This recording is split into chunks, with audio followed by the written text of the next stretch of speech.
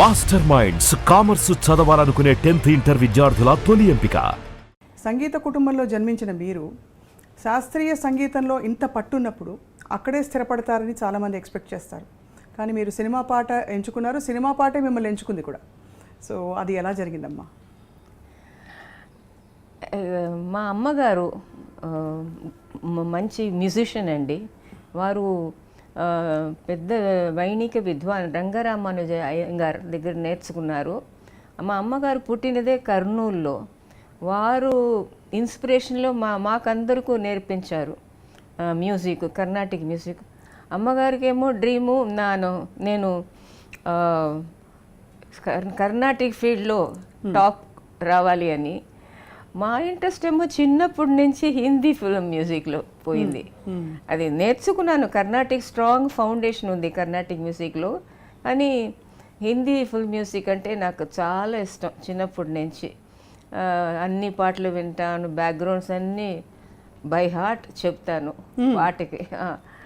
అదే తర్వాత హిందీ ఫిల్మ్స్లో ఎంటర్ చేసి ఒకసారి ఓపెన్ అయ్యర్ గారి దగ్గర నేను రికార్డింగ్కి వెళ్తే వారు అడిగారు, ఎలా మా బ్యాక్గ్రౌండ్ కూడా మీకు గుర్తుంది అని. అది అంత ఇంట్రెస్ట్ నాకు. బిగినింగ్లో మీరు చెప్పారు కదా గ్యాంజెస్ స్టాప్ చేసి విని వెళ్ళిందని. అది ఆ విధంగా బెనారస్లో, కాశీలో రాశారు. ఆజ్ పేపర్లో నా ప్రోగ్రామ్ విని తర్వాత వారు రాశారు పేపర్లో, ఇలా వాణిజీ పాడితే అక్కడ మా Ganga also will stop and listen and then only move అని రాశారు.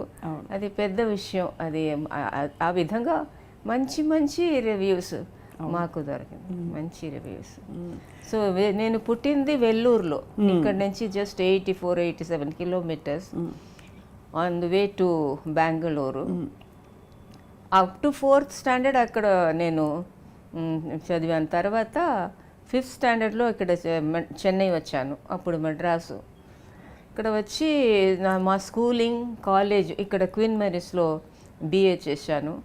తర్వాత బ్యాంక్లో పని చేశాను, state bank of India 3.5 years. అప్పుడే మాకు పెళ్ళి ఫిక్స్ అయింది. జయరామ్ గారు అప్పుడు బాంబేలో జాబ్ చేశారు. నేను బాంబే వెళ్ళాను. అక్కడ హిందుస్థానీ నేర్చుకున్నాను ఉస్తాద్ అబ్దుల్ రెహమాన్ ఖాన్ సాబ్ దగ్గర, పటియాలా ఘరానా.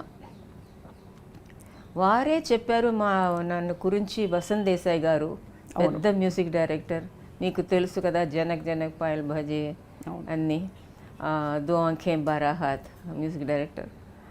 మా దగ్గర ఒక సౌత్ ఇండియన్ గర్ల్ నేర్చుకుంటుంది. అది చాలా మంచి వాయిస్, మీరు వినాలి అని. సో వారు పిలిచారు, నేను వెళ్ళాను వసంత్ దేశాయ్ గారి ఇంటికి.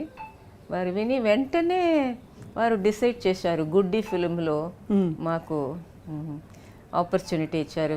మోస్ట్ ఫేమస్ పాటలు అవి. ఆ పిక్చర్లో అప్పుడు 3 songs డిసైడ్ చేశారు.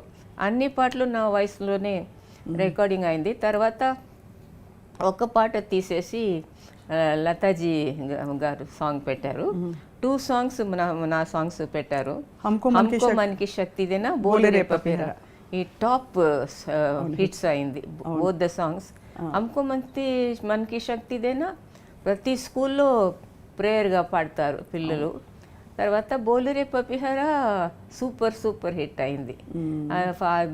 ఫస్ట్ సాంగ్కే 5 awards వచ్చింది.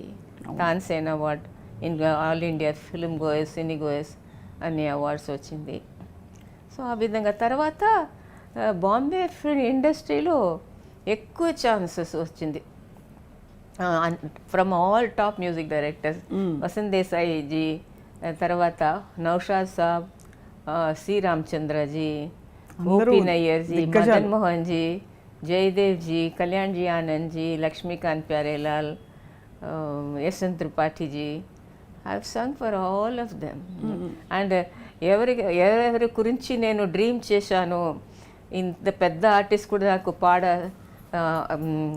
ఛాన్స్ దొరుకుతుందా అని all the top male singers నేను పాడాను.